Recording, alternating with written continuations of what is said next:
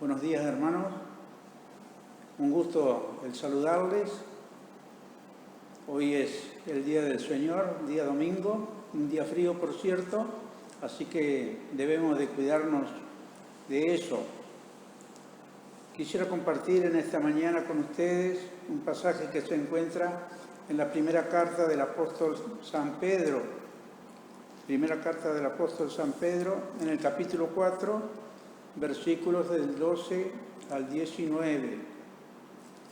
San Pedro, capítulo 4, del 12 al 19, nos dice así la palabra del Señor. Amados, no os sorprendáis del fuego de prueba que os ha sobrevenido, como si alguna cosa extraña os aconteciese, sino gozaos por cuanto sois participantes de los padecimientos de Cristo, para que también en la revelación de su gloria os gocéis con gran alegría. Si sois vituperados por el nombre de Cristo, sois bienaventurados, porque el glorioso Espíritu de Dios reposa sobre vosotros. Ciertamente, de parte de ellos, Él es blasfemado, pero por nosotros es glorificado. Así que ninguno de vosotros padezca como homicida, o ladrón, o malhechor, o por entrometerse en lo ajeno. Pero si alguno padece como cristiano, no se avergüence, sino glorifique a Dios por ello. Porque es tiempo de que el juicio comience por la casa de Dios. Y si primero comienza por nosotros, ¿cuál será el fin de aquellos que no obedecen al Evangelio de Dios? Y si el justo con dificultad se salva, ¿en dónde aparecerá el impío y el pecador? De modo que los que padecen según la voluntad de Dios encomienden sus almas al fiel Creador y hagan el bien. En estos versículos el apóstol Pedro está encomiando o está ponderando los padecimientos que se sufren por hacer el bien y está exhortando a sus lectores a que no se turben por ello, sino que más bien se tengan por dichosos. Esta sección está dividida en dos partes, pues son dos en realidad los motivos por los cuales los cristianos sufren en este mundo, en esta porción de las Escrituras. Primero, de parte de los hombres por ser creyentes y de parte de Dios porque sus hijos necesitan disciplina. Vamos a orar. Padre, alabamos y bendecimos tu nombre y te damos las gracias, Señor, por esta oportunidad que tú nos das de abrir tu palabra. Queremos sacar de ellas una enseñanza provechosa para nuestras vidas y acordarnos de que tú eres un Dios justo, un Dios que todo lo puede, pero también un Dios que todo lo va a juzgar. Queremos, Padre, que nos enseñes a través de tu palabra. Gracias por ello. Bendice cada una de nuestras vidas y la vida de nuestros hermanos en la fe, en especial aquellos que están pasando por necesidades, por el orden de la salud, por el orden de las necesidades materiales. Que tu mano generosa sea sobre cada una de vuestras vidas. En el nombre de Jesús te lo pedimos y agradecemos. Amén. Bien, están siendo los creyentes perseguidos por predicar el Evangelio de Jesús. Y todos los sentimientos y todas las emociones humanas, cuando una persona es perseguida para recibir una muerte cruel, estaban atacando a estos creyentes. El temor, la preocupación, la inquietud, la ansiedad, la incertidumbre, la inseguridad y un corazón que palpita aceleradamente ante la menor sombra o ruido. Uno cuando se siente perseguido, enseguida se pone nervioso, se pone tenso. La adrenalina parece que mueve todos sus músculos, ¿no?, a estar atento a esta situación. ¿Podemos decir que la persecución es algo extraño para el creyente? ¿Por qué Dios permitiría que una persona que cree en Él, que realmente le ama y le siga, sufra persecución? El creyente debe ponerse de pie bajo las cruentas pruebas de la persecución.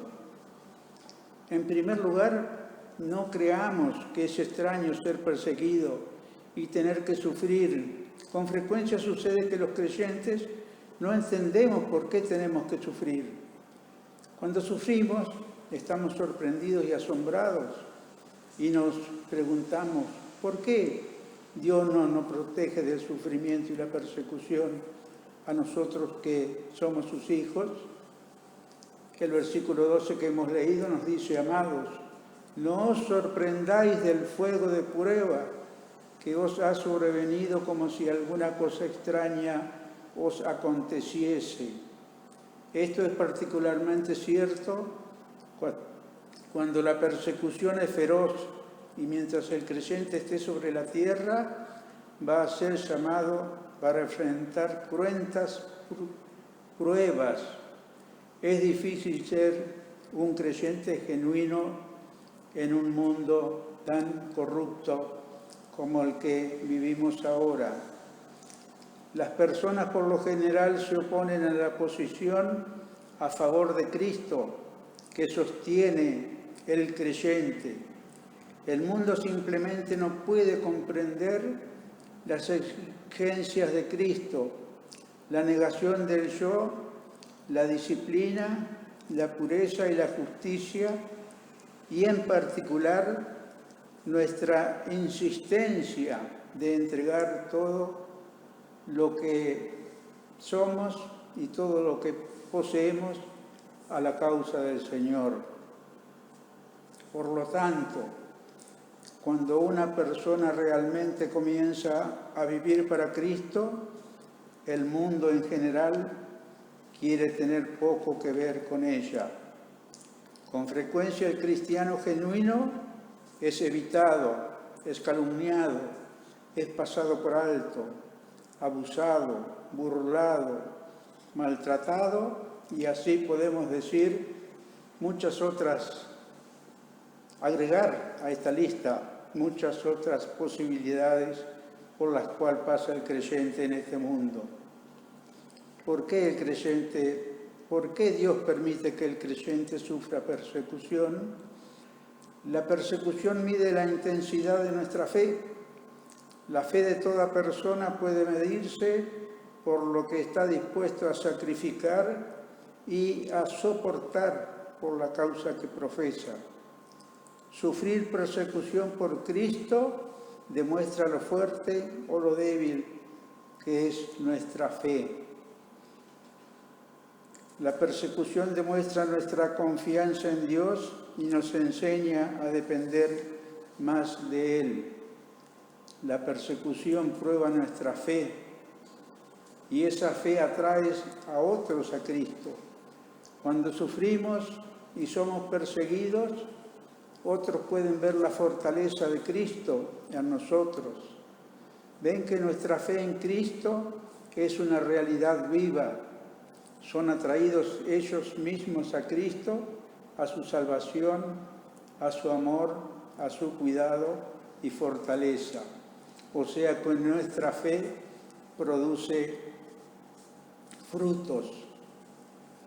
Cuando otros nos ven sufrir por la esperanza de nuestra salvación y la vida eterna, el Espíritu Santo utiliza nuestro sufrimiento para hablar al corazón de los perseguidores y observadores, los convence y finalmente se vuelven a Cristo.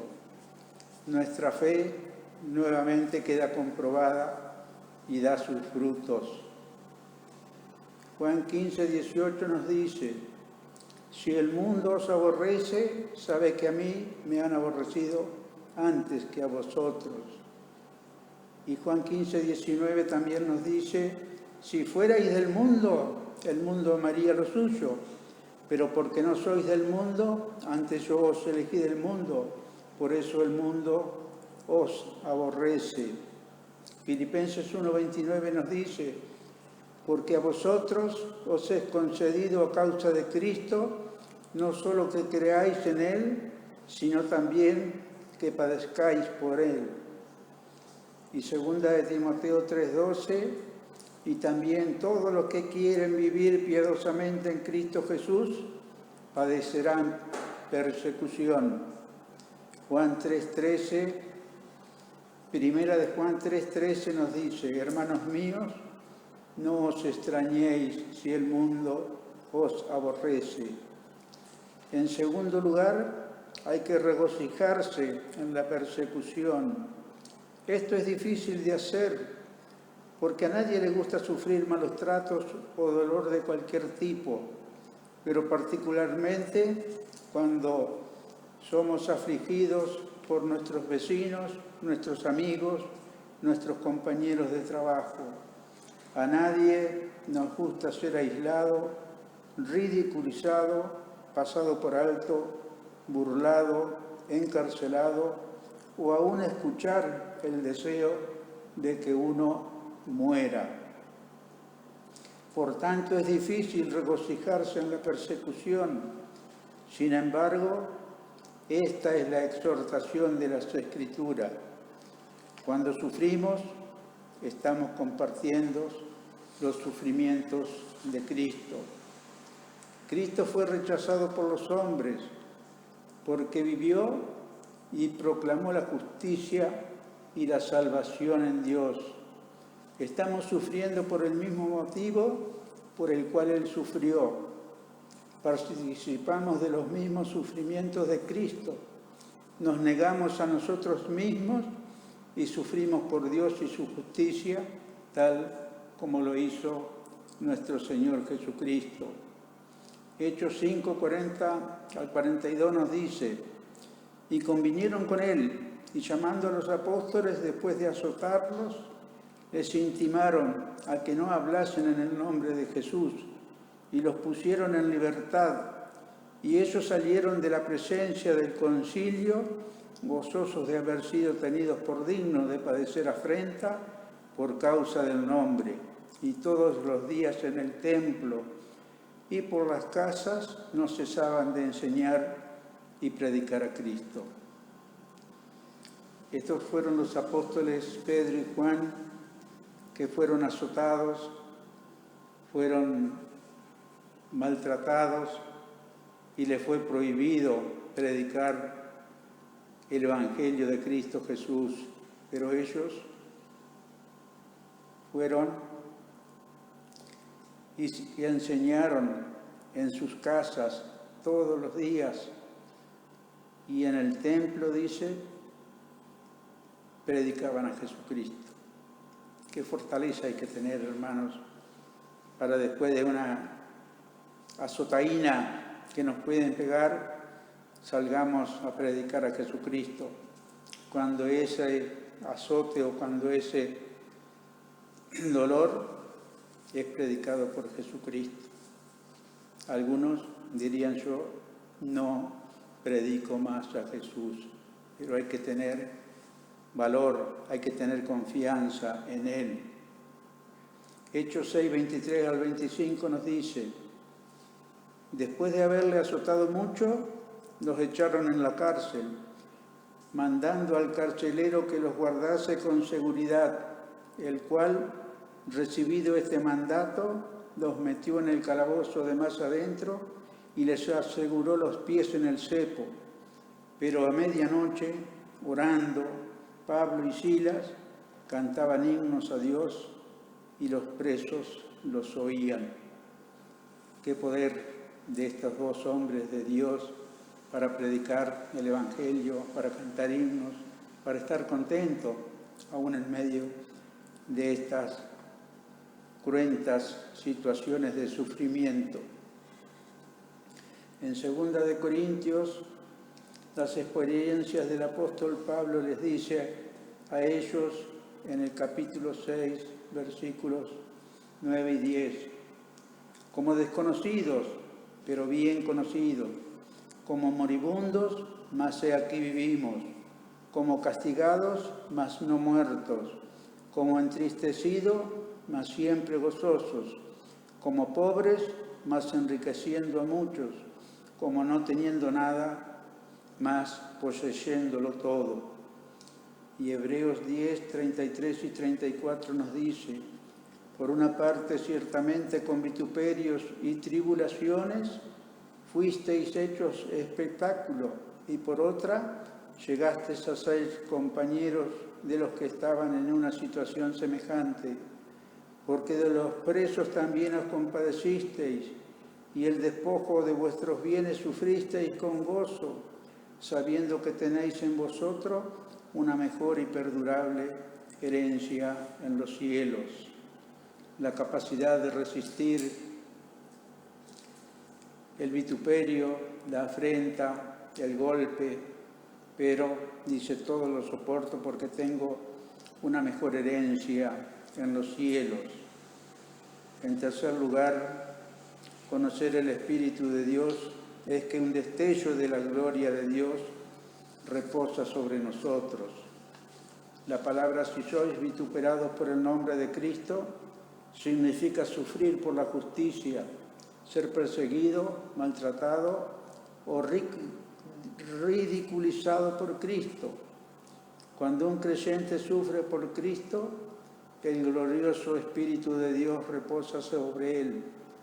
Se le otorga una cercanía especial a Cristo, una unidad especial con Cristo que se excede toda imaginación y es inexplicable.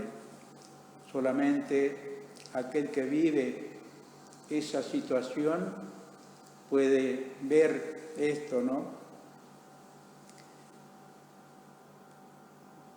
¿Qué le pasó a Esteban cuando él reprende la incredulidad de los judíos? Lo podemos ver en Hechos 7, 54 al 60, que nos dice: oyendo estas cosas se enfurecían en sus corazones y crujían los dientes contra él. Pero Esteban, lleno del Espíritu Santo, puestos los ojos en el cielo, vio la gloria de Dios y a Jesús que estaba a la diestra de Dios. Y dijo: he aquí, veo los cielos abiertos y al Hijo del Hombre que está a la diestra de Dios. Entonces ellos, dando grandes voces, se taparon los oídos y arremetieron a una contra él. Y echándole fuera de la ciudad, le apedrearon. Y los testigos pusieron sus ropas a los pies de un joven que se llamaba Saulo, y apedreaban a Esteban, mientras él invocaba y decía: Señor Jesús, recibe mi espíritu. Y puesto de rodillas, clamó a gran voz: Señor, no les tomes en cuenta este pecado. Y habiendo dicho esto, durmió. La experiencia aquí de Esteban, ¿no? En sus últimos momentos, ver la gloria de Jesús, ver la gloria del Señor y dormir en los brazos del Señor. Su cuerpo había quedado muerto, podemos decir, había quedado sepultado bajo el apedreamiento de estos judíos incrédulos, pero él les dijo al Señor: no les tomes en cuenta este pecado, y habiendo dicho esto, durmió. El Espíritu Santo lo infunde con una conciencia profunda e intensa de la presencia del Señor. En realidad, el Espíritu Santo hace que el destello de la gloria de Dios brille dentro y a través del cuerpo del creyente. Es una conciencia ungida y tan profunda que no puede ser experimentada fuera de alguna experiencia severa de sufrimiento. Esa fue la experiencia que sufrió Esteban. Y lo dijo antes, como dice la palabra, de dormir. En cuarto lugar, el creyente no debe provocarse sufrimiento y persecución a sí mismo por quebrantar alguna ley o hacer algo malo. Si una persona transgrede la ley de la tierra y perjudica a los demás, entonces merece ser castigado merece sufrir, debe pagar por ello. Este no es un sufrimiento por el nombre de Cristo. Sufrir por Cristo significa que una persona es perseguida porque vive y proclama a Cristo. Por lo tanto, el creyente no debe traer sufrimiento sobre su persona. Si alguna vez va a sufrir o ser perseguido, que sea por causa de vivir para Cristo y no porque quebranta la ley humana. El creyente no debe sufrir como un asesino, no debe tomar la vida de otra persona. De hecho, nunca debe enojarse injustamente o maltratar a otras personas. El creyente no debe sufrir como un ladrón, no debe robar, no importa cuán pequeño sea el objeto ni cuánto lo necesite o lo desee. No debe estirar la mano a lo ajeno, sino confiar en que el Señor le va a proveer lo que está necesitando. El creyente no debe sufrir como entrometido o como causante de problemas en los asuntos de otras personas.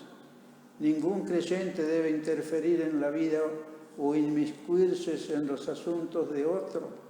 Nunca debe inmiscuirse en lo que no le corresponda. Efesios 5, del 1 al 7 nos dice: Sed pues imitadores de Dios como hijos amados, y andad en amor como también Cristo nos amó y se entregó a sí mismo por nosotros, ofrenda y sacrificio a Dios en olor fragante. Pero fornicación y toda inmundicia o avaricia ni aun se nombre entre vosotros como conviene a santos, ni palabras deshonestas, ni necedades, ni truhanerías, que no convienen, sino antes bien acciones de gracia. Porque sabed esto, que ningún fornicario o inmundo o avaro que es idólatra tiene herencia en el reino de Cristo y de Dios. Nadie os engañe con palabras vanas, porque por estas cosas viene la ira de Dios sobre los hijos de desobediencia. No seáis pues partícipes con ellos, porque en otro tiempo erais tinieblas, mas ahora sois luz en el Señor, andad como hijos de luz. En quinto lugar, no hay que avergonzarse por ser cristiano. El nombre cristiano fue dado a los primeros creyentes por los incrédulos. Era un nombre de escarnio, de ridiculez y de burla. Los primeros creyentes se llamaban a sí mismos hermanos, creyentes, discípulos y santos. Al parecer no se llamaban a sí mismos cristianos hasta mucho tiempo después. El término cristiano se utiliza solo 3 veces en el Nuevo Testamento. En Hechos 11, 25 y 26 nos dice: Después fue Bernabé a Tarso para buscar a Saulo, y hallándole le trajo a Antioquía, y se congregaron allí todo un año con la iglesia y enseñaron a mucha gente, y a los discípulos se les llamó cristianos por primera vez en Antioquía. En Hechos 26, 27 y 28 nos dice: ¿Crees, oh rey Agripa, a los profetas? Yo sé que crees. Entonces Agripa dijo a Pablo: por poco me persuades a ser cristiano. Pablo le dijo: quisiera Dios que por poco o por mucho, no solamente tú, sino todos los que hoy me oyen, fuesen hechos tales cual soy yo, excepto estas cadenas. El apóstol estaba encadenado y sin embargo se animó a proclamarle el Evangelio a este rey Agripa. Aquí en Primera de Pedro 4:16 hemos leído: pero si alguno padece como cristiano, no se avergüence, sino glorifique a Dios por ello. La cuestión es esta: si un creyente es ridiculizado, burlado, insultado, maltratado, perseguido por ser cristiano, no debe avergonzarse. Ningún creyente debe sentir vergüenza por el hecho de ser cristiano. Debe mantener una posición por Cristo y mantenerse firme. Debe glorificar a Dios poniéndose de pie y honrando el nombre del Señor Jesús. El mundo por lo general ridiculizará y se burlará y se retraerá y aislará de nosotros si no nos sumamos a sus fiestas, si no seguimos sus costumbres mundanas, pero las Escrituras son claras al respecto. En Romanos 1, 16 y 17 nos dice: porque no me avergüenzo del Evangelio, porque es poder de Dios para salvación a todo aquel que cree, al judío primeramente y también al griego, porque en el Evangelio la justicia de Dios se revela por fe y para fe, como está escrito, mas el justo por la fe vivirá.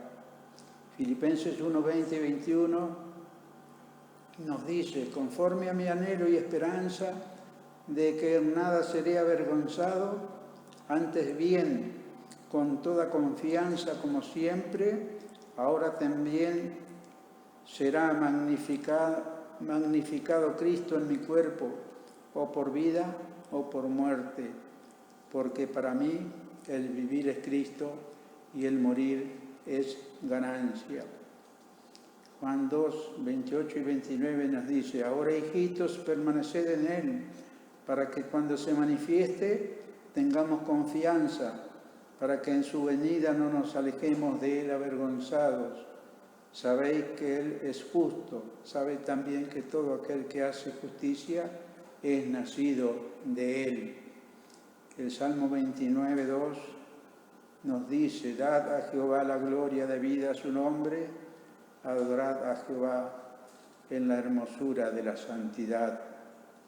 Isaías 25, 1 nos dice: Jehová, tú eres mi Dios, te exaltaré, alabaré tu nombre, porque has hecho maravillas, tus consejos antiguos son verdad y firmeza.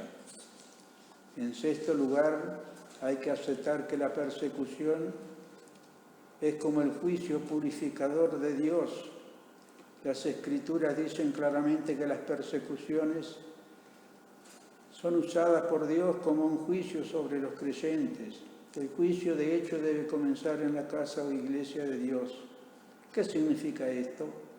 Cuando las cosas van bien, el creyente suele sentirse cada vez más seguro de sí mismo y tiende a participar del mundo cada vez más. Tal vez participa solo de pequeñas cosas, de placeres y posesiones del mundo, pero de todos modos participa de algo de la mundanalidad. El resultado es que el creyente no se concentra en sí, ni se centra en Cristo como debería cuando las cosas están yendo bien. No ora ni adora, ni tiene comunión con Dios como debería. En cierta forma se contamina con un sentido de autosuficiencia y mundanalidad.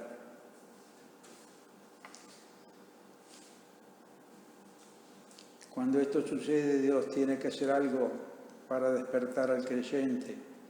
Una cosa con frecuencia Dios hace es utilizar la persecución para movilizar al creyente. Dios puede usar la persecución como un medio de juicio, como instrumento para motivar al creyente a que limpie su vida y se acerque más a Dios. Cuando un creyente es perseguido, ¿a quién puede acudir? Hay únicamente un solo liberador seguro, y ese es Dios. Por lo tanto, la persecución hace que el creyente corra a Dios para buscar liberación y protección. Hace que el creyente quite su atención de sí mismo y del mundo y se centre pura y exclusivamente en Dios y en su Hijo Jesucristo. Pueden suceder dos cosas, o suceden dos cosas. El creyente se olvida del yo y de la autosuficiencia y reconoce que es totalmente dependiente de Dios. Y el creyente limpia su vida, se aleja de las escapadas a la mundanalidad y se concentra en Dios, manteniendo comunión con Él como Dios lo desea. Dios utiliza la persecución de modo de juicio purificador como instrumento para castigar y limpiar la vida del creyente. Por lo tanto, el creyente debe estar firme ante la persecución, sabiendo que Dios quiere usarlo para acercarlo cada vez más a Cristo.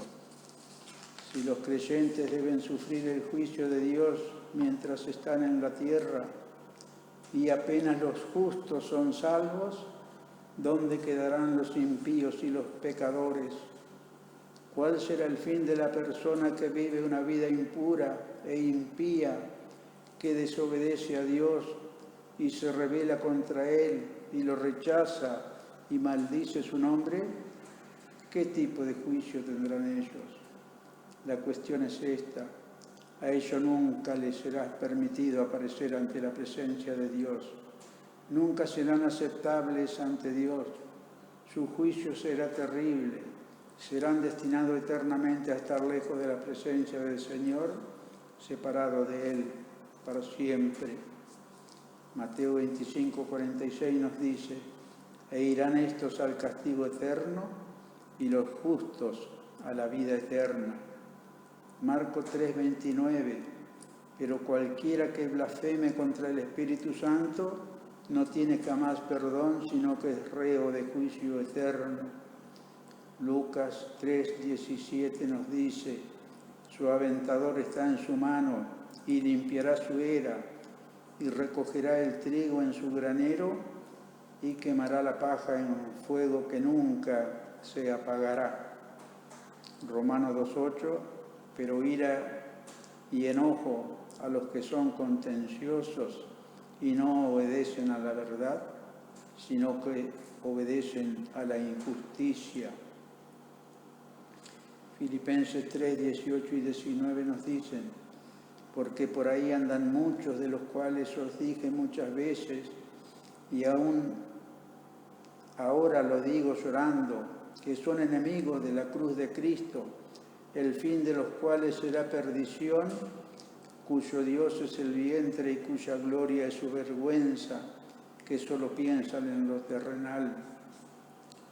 Hebreos 10:29 nos dice: ¿cuánto mayor castigo pensáis que merecerá el que pisoteare al Hijo de Dios y tuviere por inmunda la sangre del pacto, en la cual fue santificado, e hiciere afrenta al Espíritu de gracia?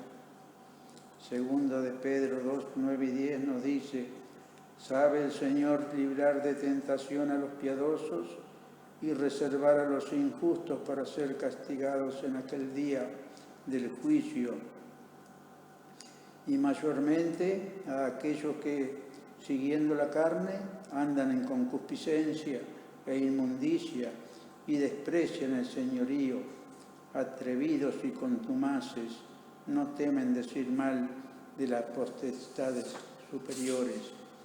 Y en séptimo lugar, los cristianos debemos seguir haciendo el bien y encomendar nuestras almas al cuidado y la protección de Dios. El sufrimiento del creyente está en la voluntad de Dios. Dios glorifica el nombre de Cristo o bien purifica la vida del creyente por medio del sufrimiento. Por lo tanto, el creyente debe hacer dos cosas: debe seguir haciendo el bien y debe encomendar su alma a la protección de Dios. La palabra encomendar significa depositar, entregar en manos de un banquero o algún amigo confiable. En Dios se puede confiar. Él no fallará nunca al creyente. Él librará al creyente a través del sufrimiento para estar con Cristo por siempre, jamás. Dios salvará el alma del creyente. Juan 17:11 nos dice: y ya no estoy en el mundo, mas estos están en el mundo, Y yo voy a ti, Padre Santo, a los que me has dado, guárdalos en tu nombre, para que sean uno, así como nosotros. Segunda de Timoteo 1:12, por lo cual asimismo padezco esto, pero no me avergüenzo, porque yo sé a quién he creído y estoy seguro que es poderoso para guardar mi depósito para aquel día. Segunda de Timoteo 4:18, y el Señor me librará de toda obra mala y me preservará para su reino celestial. A Él sea gloria por los siglos de los siglos. Amén. Deuteronomio 6:24, yendo al Antiguo Testamento, nos dice: y nos mandó Jehová que cumplamos todos estos estatutos y que temamos a Jehová nuestro Dios para que nos vaya bien todos los días y para que nos conserve la vida como hasta hoy. El Salmo 31:23 nos dice: amad a Jehová todos vosotros sus santos, a los fieles guarda Jehová y paga abundantemente al que procede con soberbia. El Salmo 37:28, porque Jehová ama la rectitud y no desamparará a sus santos, para siempre serán guardados, mas la descendencia de los impíos será destruida. Isaías 41:10 nos dice: no temas porque yo estoy contigo, no desmayes porque yo soy tu Dios que te esfuerzo, siempre te ayudaré, siempre te sustentaré con la diestra de mi justicia.